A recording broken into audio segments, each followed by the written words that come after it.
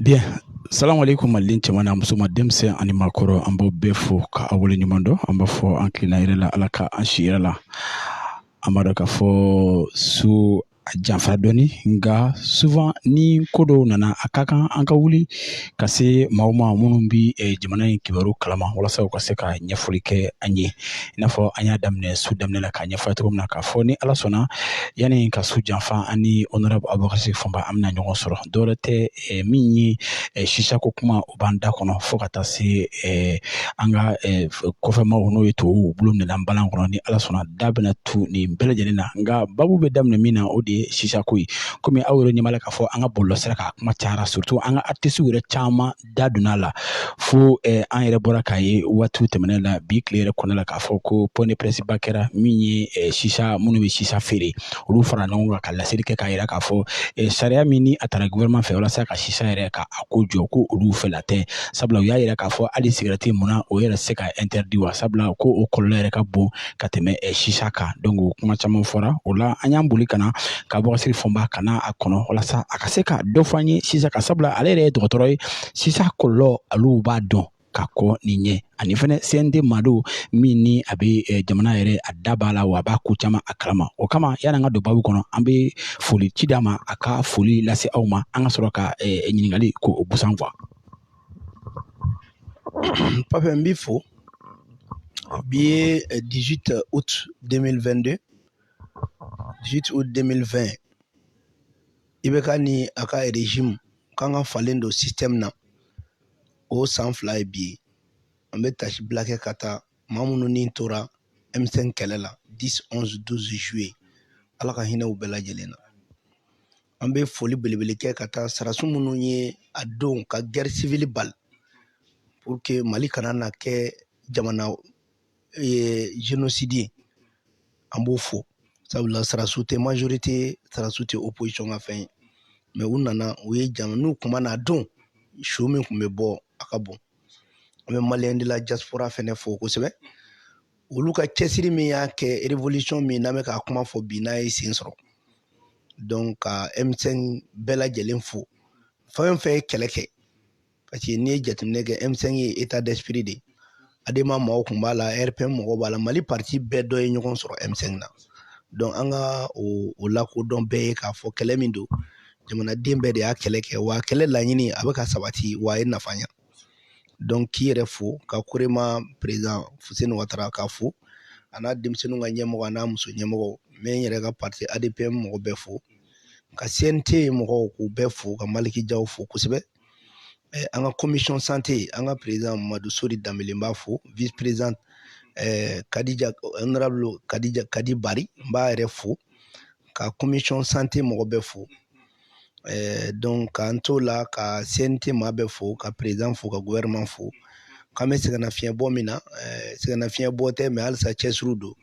ala ka jamana jɔ ala k'an ka jɔbagaw fɛ n bɛ aw yɛrɛ fo info 7/7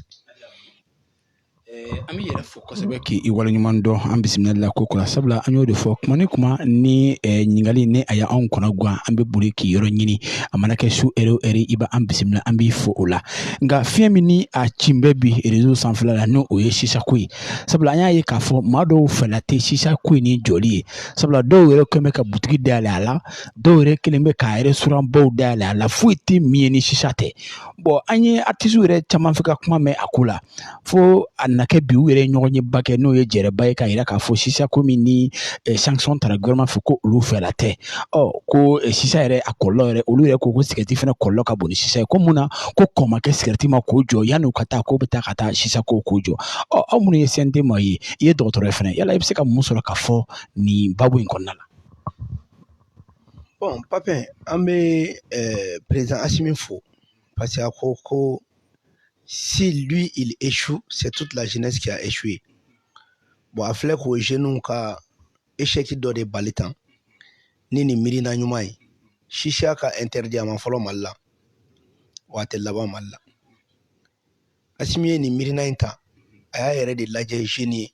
k'a dɔn sisa bɛ ka tiɲɛni minnu kɛ bɛɛ bɛ balo fɛn dɔ la o Faransi tɛ ka balo an ka kɛlɛ la yan mɔgɔ joli sara Faransi ka ko la mɔgɔ dɔw tɛ balo gulɔ feereli la mɔgɔ dɔw tɛ balo fɛn wɛrɛw la mais ni balo bɛ kɛ fɛn mun na n'a tiɲɛni ka bon ni a sɔrɔ ye o fɛnɛ kan ka dabila dɛ shisha n'a bɛ ka sɔrɔ ladon a ye sɔrɔ joli ladon jamana yɛrɛ kun an bɛ se ka ɲɔgɔn ɲininka o fɛnɛ na a ye sɔrɔ joli ladon jamana kun est-ce que a bɛ ka tiɲɛni min kɛ jamana kun a bɛ k'o sɔrɔ ladon wa n'u sera k'o jaabi fɛnɛ d'a ma o ka ɲi n'a bɛ ka sɔrɔ ladon mais a bɛ ka tiɲɛni jumɛn fɛnɛ kɛ n'an tora k'o jateminɛ o bɛ fisaya effectivement i b'a dɔn ne ka kuma na ne tɛ musalaka kɛ kuma na sigarɛti filɛ ne t'a min n ma deli k'a min sigarɛti mun filɛ fɛn juguba de don a sɛbɛnnen b'a kan ko a man ɲi hali mɔgɔ yɛrɛ ka santé ma mais sigarɛti n'a bɛ don taxi de bɛ sara o taxi belebele bɛ sara sigarɛti la sigarɛti kelen kelen sigarɛti tɛ don gansan o bɛ taxi fɛnɛ sara bon n bɛ nale o sigarɛti fan foyi ma ɲi adamaden ma sigarɛti fan si ma ɲi adamaden ma mais sigarɛti ni shisha an b'o fɛnɛ fɔ bi mɔgɔw ka nɔgɔ b'o la fɛnɛ danfara jumɛn b'u ni ɲɔgɔn cɛ shisha mun filɛ olu bɛ a tisilama de ta ji kɛlen ka tisi fara ɲɔgɔn kan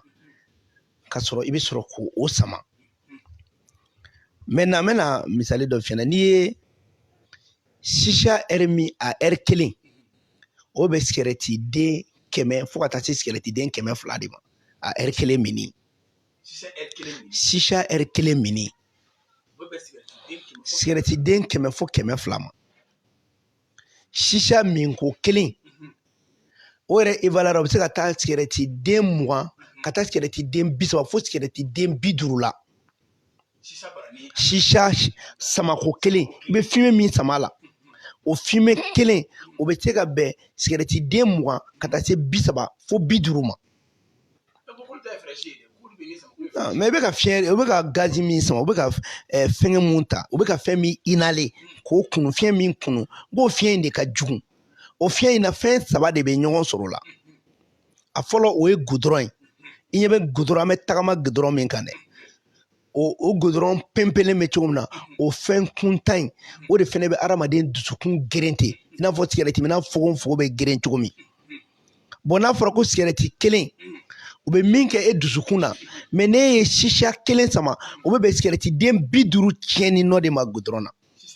shisha den kelen a samako kelen bon a bɛ ɲɛfɔ o n'an bɛ ka taa a bɛ ɲɛfɔ n'a ɲɛfɔra a bɛ faamuya o ye goudron ye non o tɛ tiɲɛ ye i t'a dɔn de o ye k'i yɛrɛ nɛgɛ de sigarɛti ni shisha bɛɛ ye kelen a bɛɛ ye taba de maintenant a kuma bɛ yɔrɔ jumɛn quantité ko de don sisan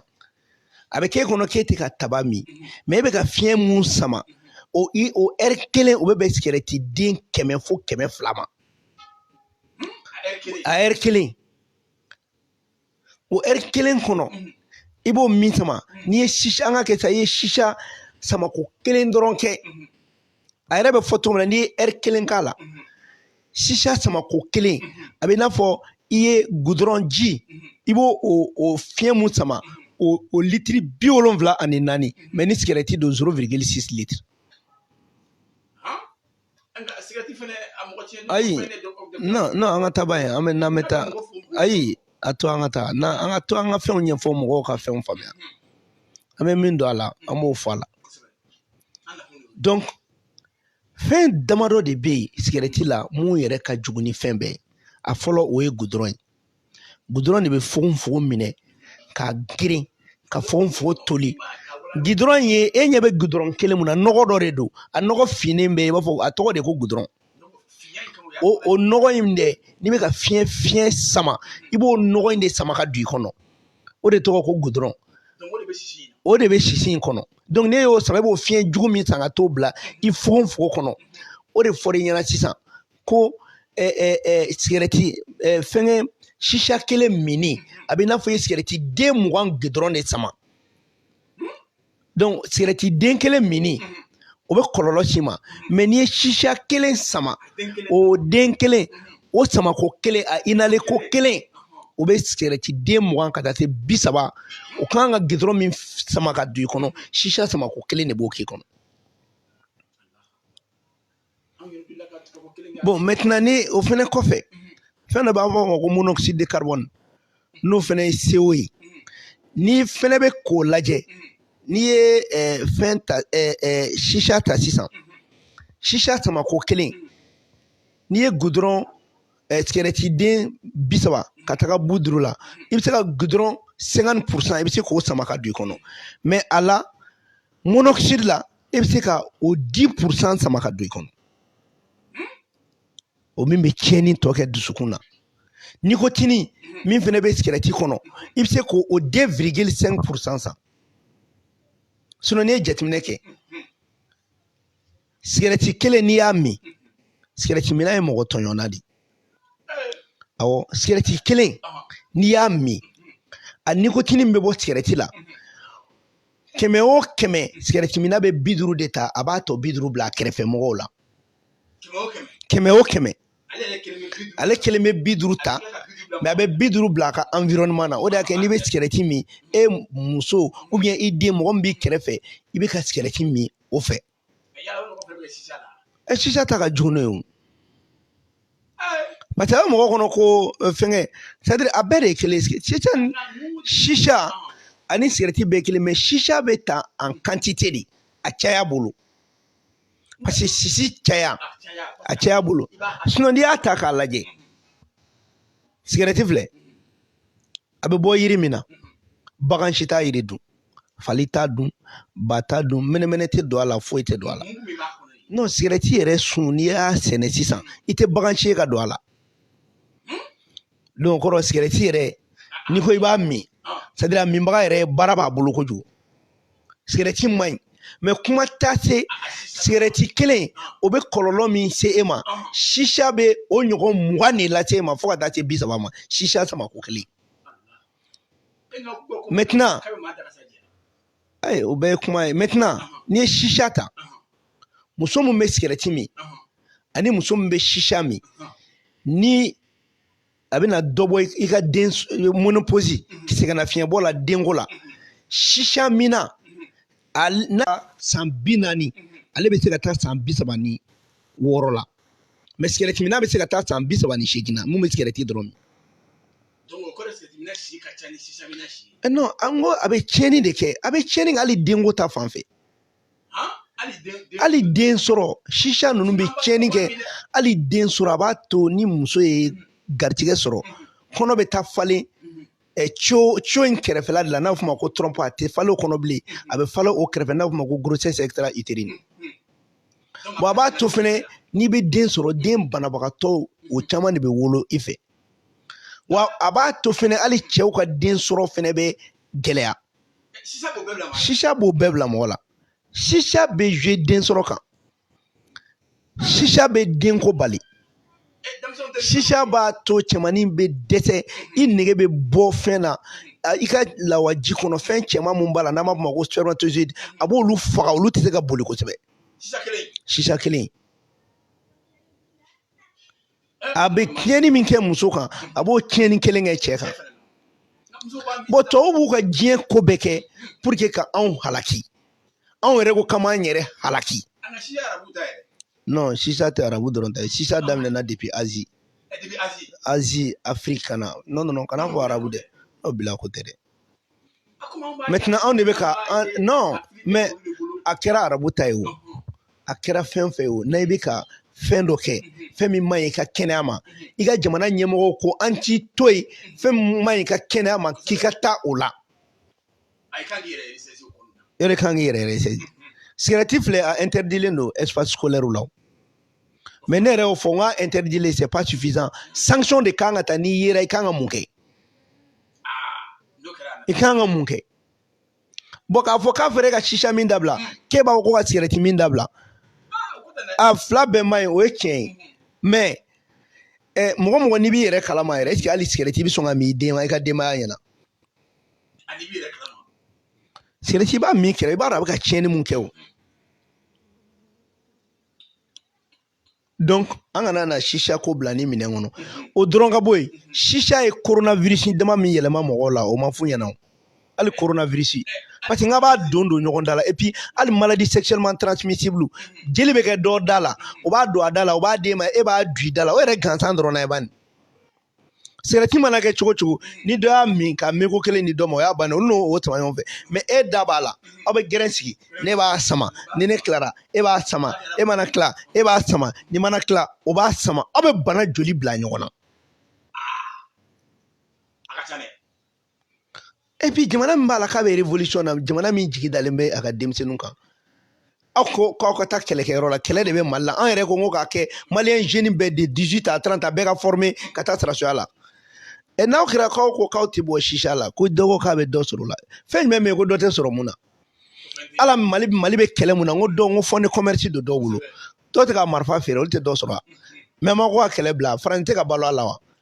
ni kɛlɛ banna don o don farafinna kɔnɔ n ko ye faransi fana ka jago jɔlen ye ale fana bɛ balo kɛlɛ la maintenant na sɛnɛforow b'an bolo fɛn wɛrɛw b'an bolo mais n'an nana fɔ k'an bɛ dɔ sɔrɔ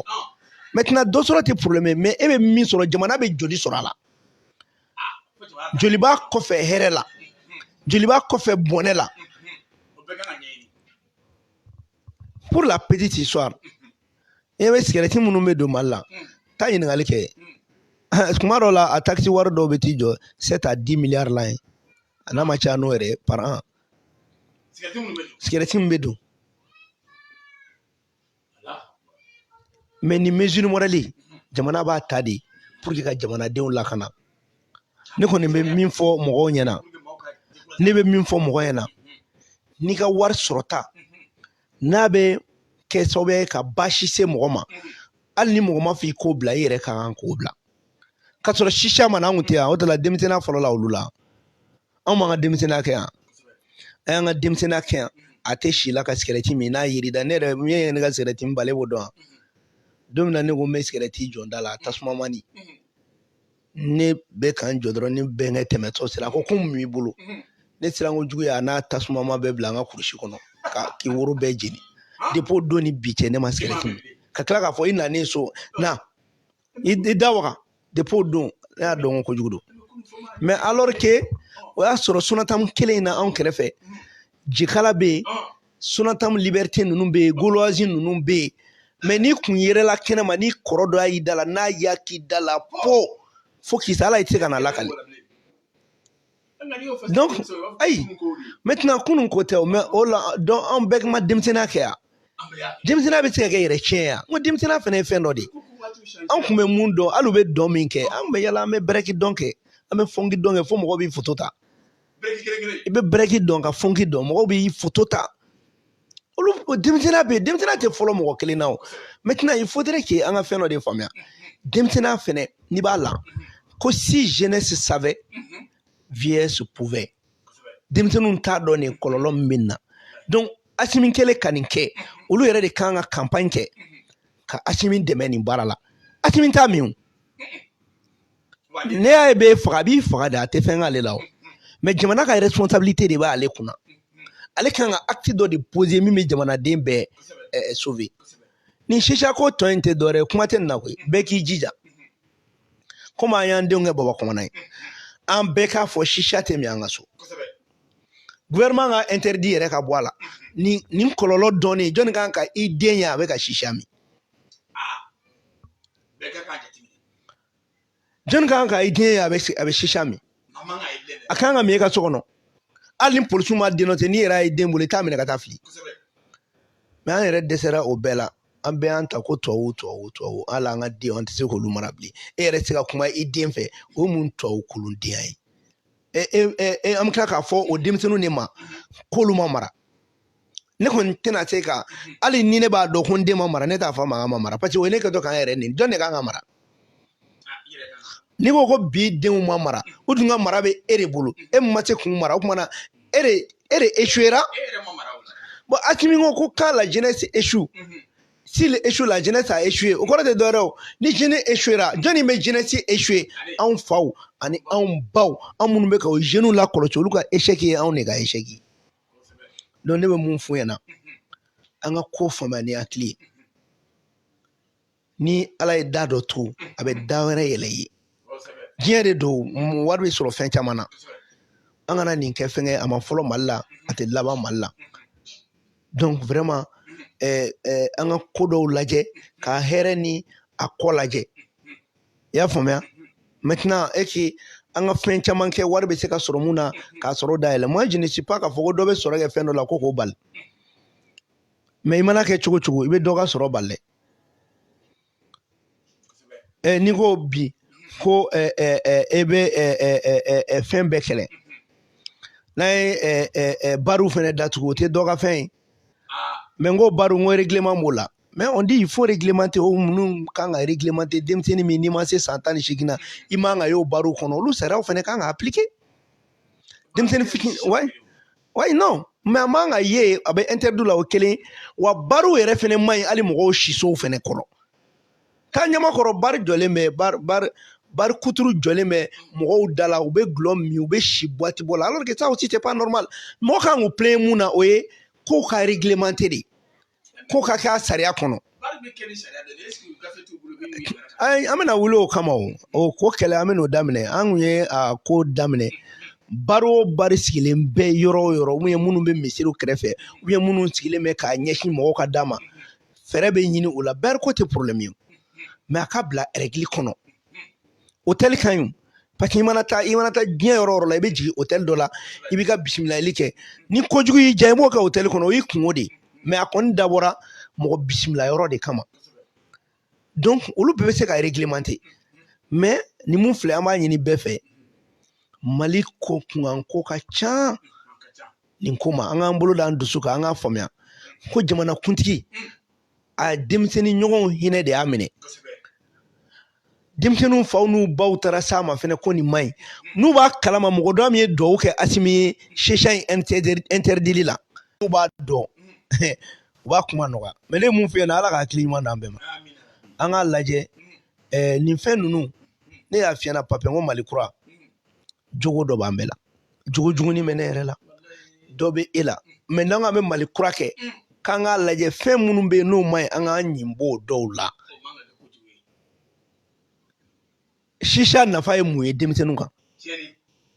aw k'a fɔ an ɲɛna nafa min b'a la n'a a bɛ nafa ɲa denmisɛnninw ka adamadenya n'a b'u don da la ou bien n'a b'u kɛ maa ɲɛnɛma ye an k'o fɛnɛ fɔ u ka singɔ min ɲimi ka gɛsɛ kɛ kun ɲin d'accord donc an bɛ se ka nin bila nin yɔrɔ la ko ka singɔ ɲini ko ka gɛsɛ kɛ k'aw ɲin tereke sabula maa dɔw ko k'a bɛ maa dakasa ja ko ni yɛrɛ ye sisan min k'i dakasa bɛ ja sabula ko fɛrɛsini min b'a la k'olu yɛrɛ bɛ a min kama ko singɔ min bɛ yen gɛsɛ yɛrɛ fana bɛ yen n'o y'an ka farafinna laadaw ye ka se k'i dakasa ja o tɛmɛnen a b'a si fɔ ma famali a caman sɔrɔla sisa ko la sabula i bɔra ka minnu yɛrɛ fɔ n'o ye sisa yɛrɛ a bɛ dankari min yɛrɛ kɛ adamaden yɛrɛ la ani sigɛriti sabula maa dɔw ko munna k'u ma kɔn ka sigɛriti de jɔ fo yan'u ka sisa jɔ sabula ko sigɛriti de tiɲɛ ka bon ni sisa ye i bɔra ka walawalali kɛ sigɛriti yɛrɛ ale yɛrɛ y'a la fitinin de ye sinon sisa o tiɲɛ ka bon sabula ka se cɛ yɛrɛ i ka denko muso yɛrɛ a bɛ nin dankari kɛ nin bɛɛ la donc o la ne ma fili maaw kɔni ye famali caman sɔrɔ nin waati in na donc ɲininkali mun y'an bolo sisan n'o ye babu filanan ye o ye ko kɔfɛmaaw k'u bolo minɛn balan kɔnɔ n'o ye tubabuw ye u bolo minɛn balan kɔnɔ nka hali a ko a bɛ bisi basa la jamana yɛrɛ kan ka mun kɛ nin waati in na surtout aw minnu yɛrɛ CNT ma ye walasa ka se ka nin ko in ka a yɛrɛ a bɛɛ ɲɛ yira maaw la pour que tubabuw ka sɔn k'a dɔn k'a fɔ olu ye ko kɛ min n'a ma ɲa sabula kuma bɛɛ an b'a ye k'a fɔ u bɛ ni ɲɔgɔn sugu de bɛ kɛ mais a ko bɛ tila ka bila ten a tɛ taa ɲɛ a tɛ taa kɔ donc e bɛ se ka mun sɔrɔ ka fɔ an ye nin kan. Pape n kun ye kuma kɛ nin kan n kun y'a kɛ Gandi Malien ka plateau kan an bɛ segin k'a kɛ Info 7 plateau kan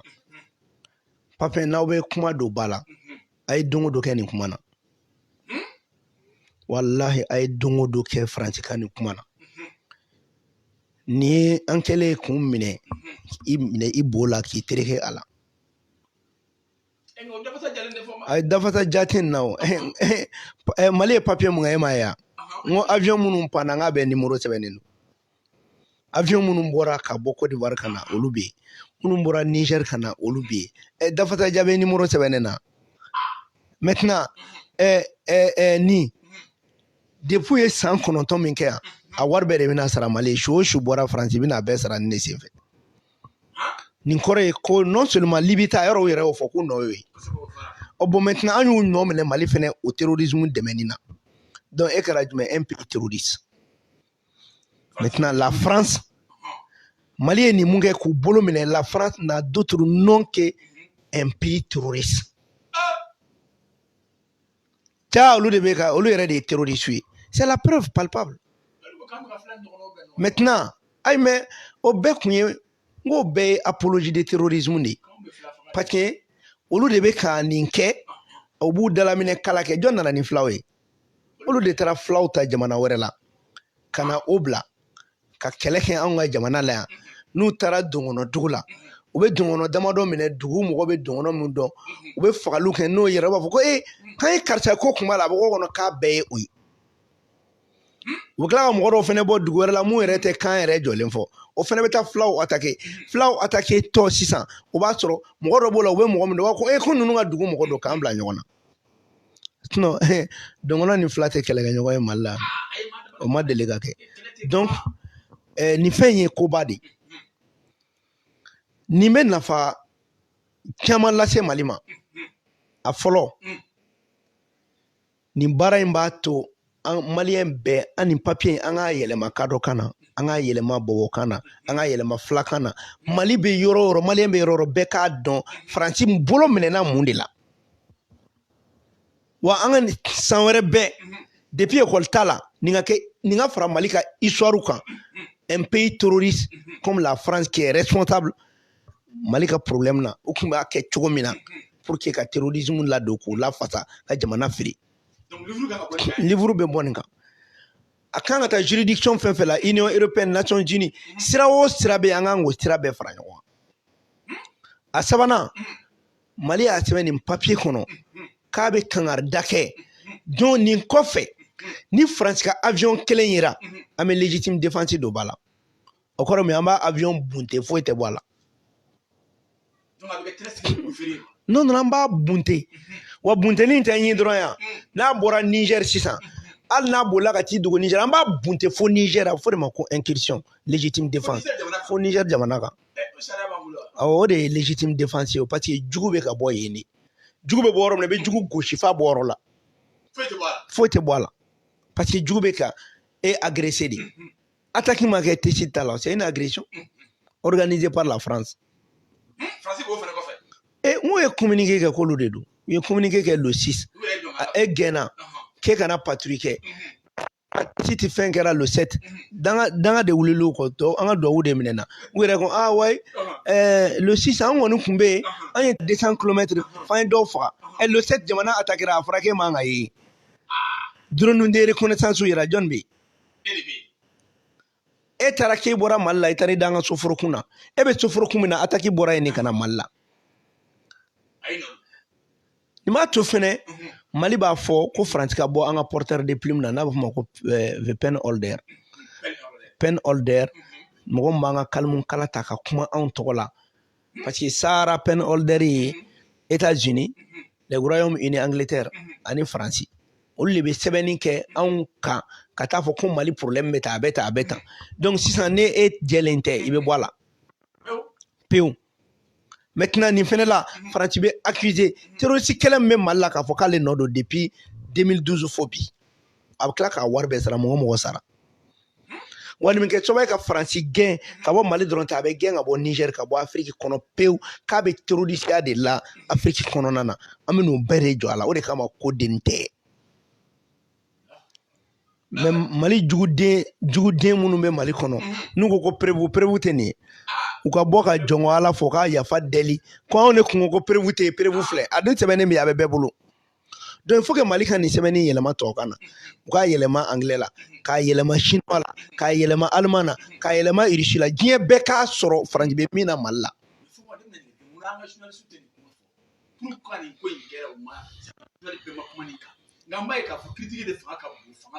mais nin ko in kelen fɛn sisan ni aw yɛrɛ tɛ ka bɔli kɛ ka ɲɛfɔli kɛ jamanadenw ye nka kunnafoni disobaw bɛ yen nka u tɛ kuma nin kan mun na bon peut-être est-ce qu'il va porter fɛnɛ dɔn dɔw ta bɛ kɛ u t'a dɔn fɛnɛ mais dɔw ta fɛnɛ bɛ kɛ olu b'u ka ciw la ye mais papier anw ye wasaden mun ye anw bɛ jamanadenw de tɔgɔ la jamana ka wari de bɛ ka kɛ ka anw sara baara dɔ kama donc n'o baaraw n'o kɛra anw de kan ka ɲɛfɔli kɛ parce que nin bɛ tali kɛ sariya ko fɛnɛ kan n'an bɛ ka nin kuma ninnu kɛ a bɛ dɔw kɔnɔ k'an bɛ bɔ ka kuma tɛ wasaden i taara jamanadenw ɲɛji cɛli de kama i taara jamana kuma ɲɛfɔli de kama i taara gouvernement bɛ baara o baara kɛ e kan ka se k'a baara ɲɛfɔ k'a kun dɔn n'i m'a kun dɔn i bɛ gouvernement wele ne ma nin faamuya wasaden de kan ka jamanadenw ɲɛji cɛ wasadenya tɛ dɔrɔn ka wari bila k'i kɔnɔbara munumɛnɛ ka villa jɔ n y'a ka ordonnance san n ye kɔlɔn san n ye woro baara i bɛ sariya de kɛ kɔlɔn kan jamana ka wari sɔrɔ ka kɔlɔn jɔ bɛɛ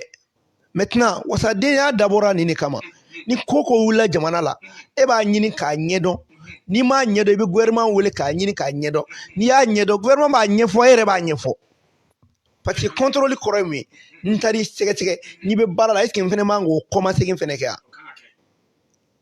donc o de kama nin kɛlɛ mun filɛ an y'a kɛ k'an to wasadenya la an y'a fɔ bɛɛ ɲɛna n ko Faransi ale de bɛ nin ko bɛɛ la depuis Mondoro attaqué depuis Mali kɛra Mali an ko marakala zone tɛ fila ye Binajan don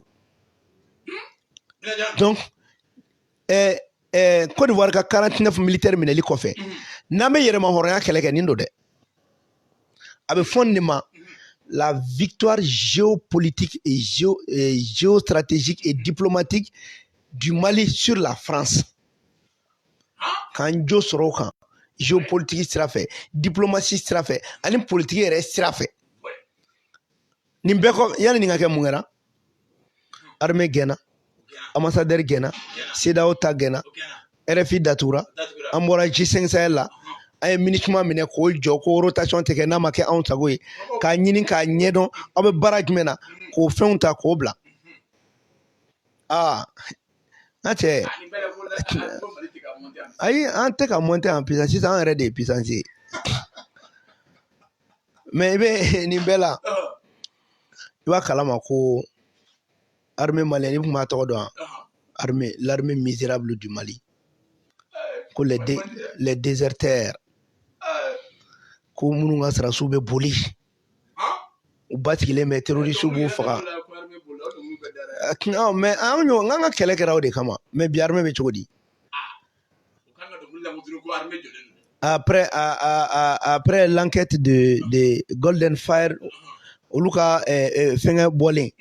ngo le Mali fait partie des 3 premières puissances de l'Afrique de l'Ouest après le Nigeria le Ghana c'est le Mali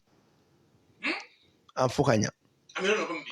an bɛ yɔrɔ min na ko bi 18e de l'Afrique de toute l'Afrique 100e dans le monde pendant que la Côte d'Ivoire est classée 112e Sénégal yɛrɛ t'a la yɛrɛ ale tɛ nin classement yɛrɛ kɔnɔ parce que dans le monde il y a 142 qui sont classés parmi les puissances militaires Mali est 100e ye donc 42 b'an kɔfɛ donc le Mali est même une puissance mondiale bon n'i y'an ta tuguni komi armement ninnu nalen kɔfɛ tuguni n'i y'an poids ta k'an peser tuguni i b'a ye an bɛna tɛmɛ Ghana la fitini dɔrɔn de tun b'an ni Ghana cɛ et puis armée effective à effectif 2017 au doublé de tara pendant la transition au double o de tara pendant la transition au double de tara pendant la transition o de y'a kɛ Sadio a ma kuma kun fɛ a ko le Mali n'a plus besoin de forces d'équipation sur son territoire Mali mago tɛ maa si la bilen donc kana ka sanga ka bɛn ni plainte min kɛra Faransi kan Malien den bɛɛ kan ka nin ta don o don an k'a fɔ ORTM kan k'a fɔ a kan ka fɔ radio la k'a fɔ fulakan na ka san bɛɛ kɛ ka nin fɔ fo ka taa an ka indépendance kumati fo 22 septembre a ka fɔ wa hali n'o tɛ an ka nin y'an jo sɔrɔlen de ye Faransi kan Côte d'Ivoire 49 militaires minɛna cogo min nin ka jugu ni o yɛrɛ ye parce que avion bɛɛ numéro b'an bolo bon i b'a dɔn an bɛ ka phase mun kɛ nin na n b'a fɔ bɛɛ ɲɛna fɔlɔ Mali ye dalu fɔlɔ mun di o ye introduction ye développement bɛ yen dalu caman b'an bolo u minɛna mun na wa conclusion b'a la nin bɛɛ la est-ce que an y'a fɔ fɔlɔ ko tɔw minnu sara an y'o fɔ fɔlɔ an y'olu ka fini yira fɔlɔ o ka char minnu n'olu ka numéro na est-ce que an y'olu fɔ blende minnu fɛngɛra est-ce que an y'o fɔ France ka marifa duman mun minɛna terroriste bolo est-ce que an y'o marqué di fɔlɔ a ye kɛ pewu parce que u dafasa jalen don ni dɔn dɔrɔn de dilen Asimi ka kekuri a ye dɔn dɔrɔn de di fɔlɔ parce que n'u nana ni nin nana tun b'a fɔ ɔhɔn nin min filɛ nin kɛra nin don nin min kɛra nin kɛra nin don a ye nin kɛ tan a ye nin kɛ tan a b'u to la dɔrɔn a bɛ na nin dɔ wɛrɛ ko bɔn nin dun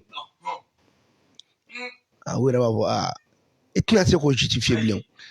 o fɛnɛ kɔfɛ u jɔlen tuguni a bɛ na nin preuve wɛrɛ wa nin fɛnɛ dun wa an bɛna tila k'a tɔ kɛ makɔrɔ i ko don min na ko fulaw de bɛ ka faga Mali la o don fulaw ye nin attaque kɛ ka sababuya kɛ ka nin mɔgɔ ye i ye nin ONG in ci wari tun bɛ ka di nin de ma an bɛna n'o fɛnɛ ye ONG minnu n'u ye wari d'u ma u tɛ boli bilen parce que u identifiera cɛ an bɛna tɛgɛ kɛ caman na koyi parce que complice a complice dɔw bɛ Mali la yan u ye avion dɔrɔn nin ye avion dɔrɔn ta fɔlen a minɛna ko tɔ minnu na an'u yera dugulamɔgɔw y'u yɛrɛ minɛ mun na ani minnu tun ye fini wɛrɛ don u yɛrɛ la k'u kɛ donso ye a bɛɛ ɲɛdɔnnen don mais maliyɛnw k'a bila u kunkolo la dɔrɔn k'an bɛ nale voilà nin na an bɛ foli toujours an b'a d'abord si fɔ an y'o de fɔ n ko bisu in na ka di kobaw de bɛ na ɲɛfɔ su in na an bɔlen kɔ o babu kɔnɔna la d'abord si fɔ n ma ko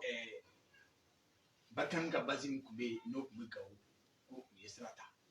sira talen kɔ ko a remplacer la élection la immédiatement yala o kuma o bɛ cogo jumɛn non mɔgɔw tɛ se kumaw fɔcogo la Barkhane gɛnna ka bɔ yen Mali de nana ka base sigi Irisi ka base tɛ yen base ye Mali ka base de ye Irisiw n'an bɛ ka bolo di ɲɔgɔn ma minɛn minnu n'an y'o san n'an b'o monter u b'an dɛmɛ o monter la an kan ka minɛn mun fara ɲɔgɔn kan an bɛ k'o kɛ mais Irisi base tɛ a bɛɛ ye Mali ka base ye mais mɔgɔ k'a bila u kungo la ko Mali ni Irisiw de bɛ ka baara kɛ ɲɔgɔn fɛ baara in bɛ kɛ ɲɔgɔn fɛ min na kalan b'a la minɛnw ɲɛdɔnni b'a la baaramisɛnninw kɛli b'a la wa a dɔw la hali an bɛ dɔw f'u ye ɲɔgɔn fɛ e bɛ Allemagne muruti kun dɔn wa parce que u fuyera Irisiw ɲɛna de u ka minɛnw bɛɛ k'a bɛɛ woloma k'a lajɛ a bɛ mun na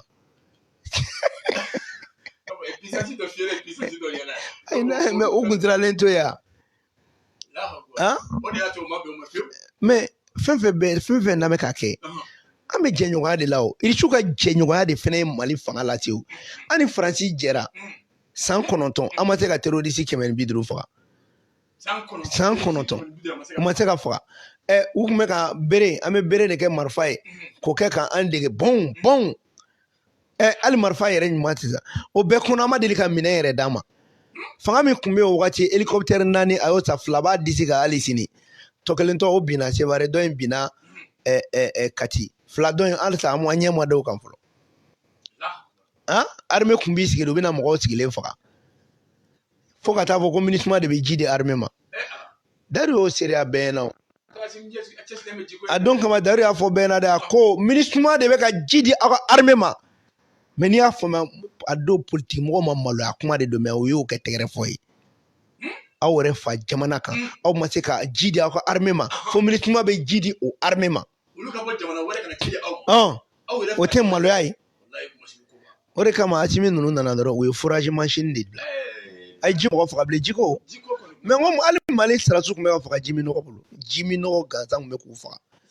terroriste ka fagali bɛ yen mais Jimi nɔgɔ fɛnɛ bɛ k'u faga ji min nɔgɔ a bɛ k'u faga donc n bɛ min f'i ɲɛna Mali kan ka jɔrɔ mun na o ye après transition ye transition yɛrɛ dɔrɔn tɛ mais après wa jɔrɔna ko t'a la dɛ Papin après transition an b'a kɛlɛ kɛ de c'est pour cela an b'a fɔ mɔgɔw ɲɛna n bɛ Mali fɛ n bɛ Asimi fɛ e ko e bɛ Mali fɛ e ko e bɛ Asimi fɛ ne ko n bɛ Asimi fɛ ne ko n bɛ Mali fɛ mais mun de la anw tɛ se ka fara ɲɔgɔn kan ka kɛlɛ kelen kɛ ou bien e bɛ k'a kɛ i yɛrɛ de ka sɔrɔ kama politique mɔgɔ ko tɛ nin o nin bɔra politique ko la nin tɛ politique et puis an yɛrɛ b'an sigi ko o politique mɔgɔw lajɛ olu fana ka na k'an b'a to ko ka kuma d'u ma o tɛ kuma ta yan i bɛ kuma ta ni miiri e mun de kɛ n'i bɛ kuma ta non bɛɛ tɛ ka fara ɲɔgɔn kan o ye namara kuma de ye sa bɛɛ bɛ se ka fara ɲɔgɔn kan cogo di e ko ka bɛɛ fara ɲɔgɔn kan nin ta ye ko ka jamana ci nin ta ye ko k'a jɔ olu bɛɛ bɛ fara ɲɔgɔn kan o tɛ ɲɔgɔn nɛgɛ yan militaire ye erreur ba jugu kelen mun kɛ o ye erreur fila de constitution k'u ban k'o suspendi ka tila ka parti politique k'u ban k'o ci u tun bɛ parti bɛɛ de ci ka constitution suspend bɛɛ k'i yɛrɛ ye fɛn kɔnɔ démocratie ko kuma tɛna fɔ parce que militaire minnu bɛ yen majorité ta tɛ opposition ta tɛ M5 ta tɛ M3 ta tɛ M4 ta tɛ c'est les militaires du Mali u bɛ yan bɛɛ de kama kɔrɔbɔrɔ b'a la bɔbɔw b'a la fɛn bɛɛ ɲɔgɔn sɔrɔ la militaire tɛ fara parti kulu ta ye donc u tun bɛ parti bɛɛ ci u tɛ mɔgɔ ci lamɛn n'u bɛ mɔgɔ mun dɔn k'olu ta u b'olu mɔgɔw ta selon leur compétence an bɛ jamana jɔ maintenant maninkakɛ in ka kuma tɛ bana mun bɛ la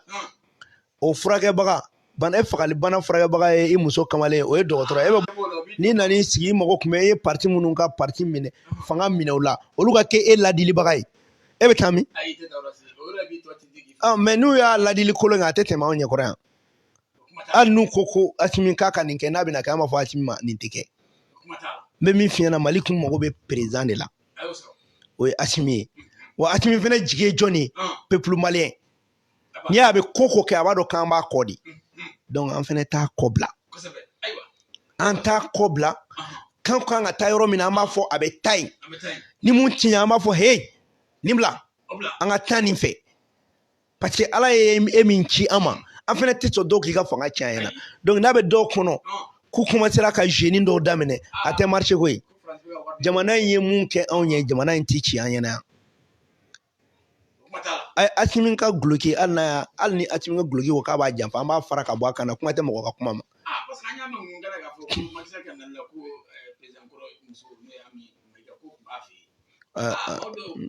non k'olu ko ninnu to yen Macky Sall nali c'est un non événement o kana importance don nin ko ninnu na sinon ATT min taara san joli k'a fɛ yen a taara lɔbɔ fɛ yan o kana importance don ninnu na ça c'est pas important non depuis Ala ka Macky Sall ninnu da u bɛ janfa de la u bɛ na ninnu bɛna Mali ka yɛrɛ de kama Faransi ka ma dilannen ninnu kɔni bɛ sa Faransi bolo de sa u tɛ se ka foyi kɛ ni Faransi ko kuma tɛ hali n'u nana ɲɛna ka kule parce que u sago t'u nin na u sago t'u yɛrɛ la olu y'u yɛrɛ bɛɛ di Faransi ma donc a kana aw jigi da ninnu kan sa voilà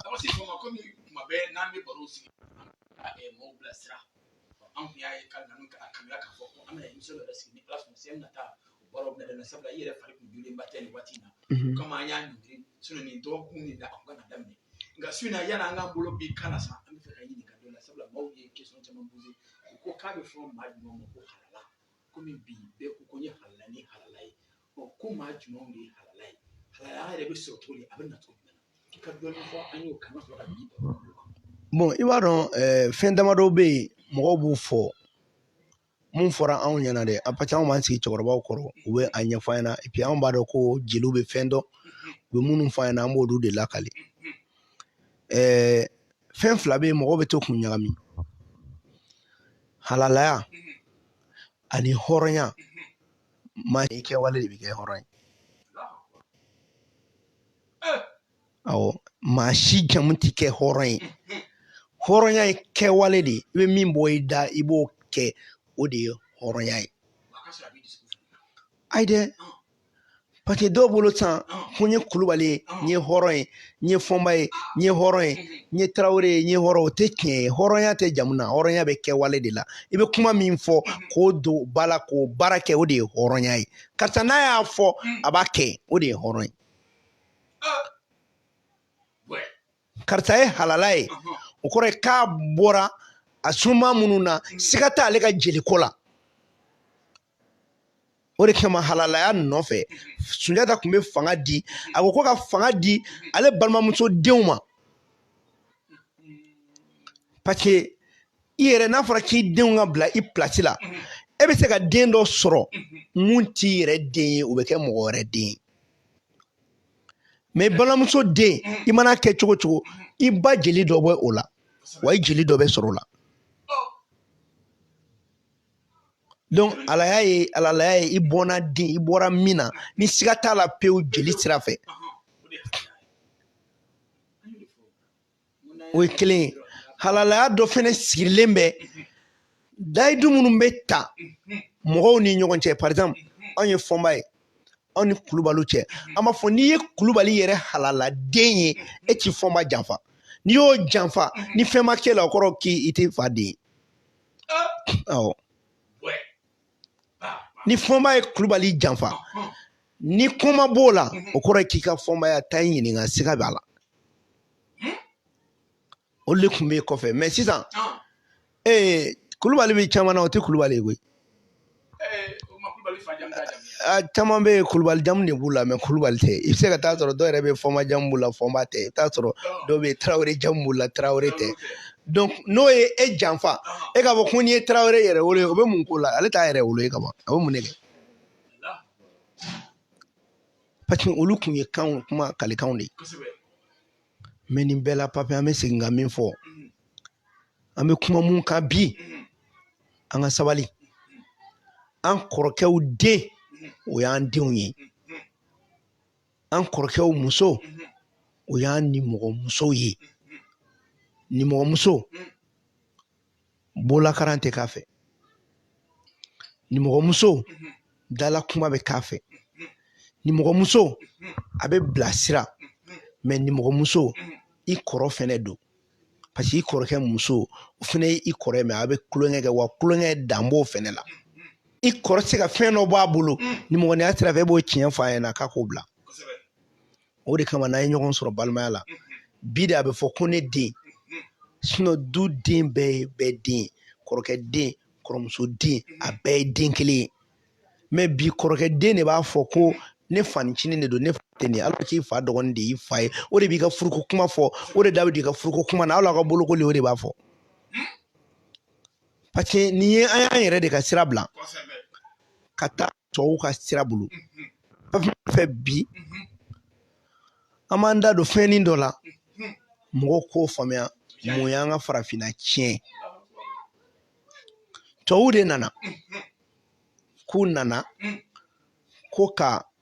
anw civiliser c'est à dire k'an ka namu k'o falen u ka namu na o min kɛra o de nana tɔw ka kan don an fɛ yen k'u ka namu don an fɛ yen papiye cɛ o cɛ y'i mara n'a ka kan ye o y'i kɛlen ye jɔn ye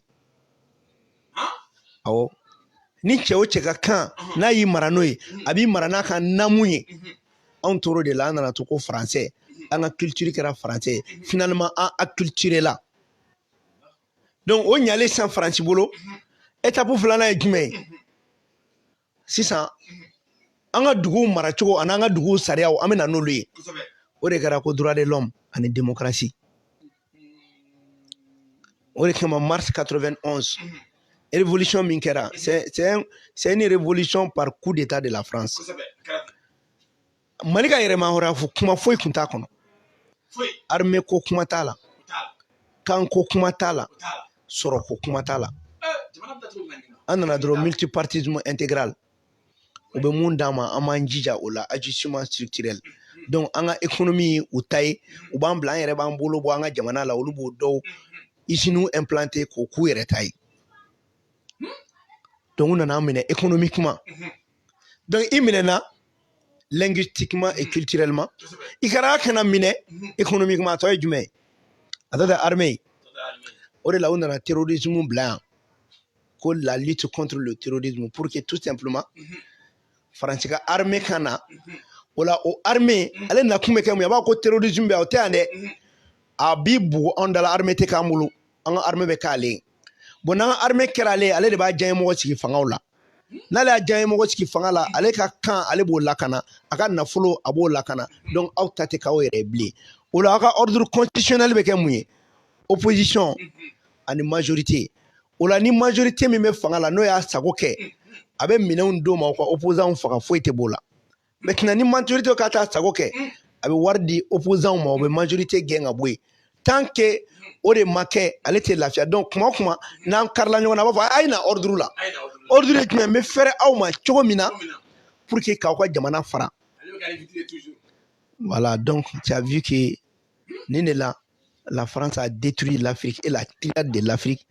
à travers 3 plans au nom de la civilisation kana an ka langue n'u ka culture la au nom des droits de l'homme et de la démocratie kana asphyxier économiquement et au nom du terrorisme kana ko armée blanc en fait donc o de kama papa n'a me fait ka boni na bala jugement mais juge be sariya tigɛ a ka tigɛ n'an ka kan ye a ka tigɛ n'an yɛrɛ ye a ka tigɛ ni mɔdenya ye a ka tigɛ ni mɔkɛya ye a ka tigɛ ni sinjiya ye Mali sariya bɛ tigɛ mɔdenya t'a la sinjiya t'a la badenya t'a la tubabuw ye min fɔ a bɛ taa olu ka sariya de fɛ c'est le droit français qui juge les Maliens dans leurs droits maliens e bɛ taa min o wari fɛnɛ b'e bolo ko jɔn wari i bɛ k'o fɛnɛ dun n'an ma b'o wari fɛnɛ la an b'an si kɛ o ye ka sugunɛ kɛ ka bo kɛ k'o ko donc sisan an ye armée sɔrɔ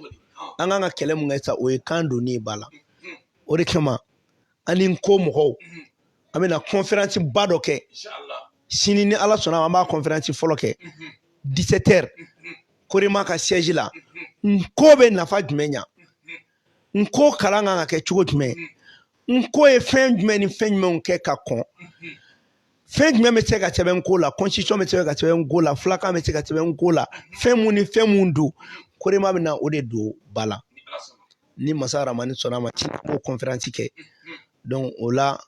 an b'a ɲini bɛɛ fɛ minnu bɛ fɛ k'a dɔn ko e bɛ nafa mun se sini 17h Korema ka siège la plateforme d'Nko ani Korema bolo bɛ ɲɔgɔn bolo pour que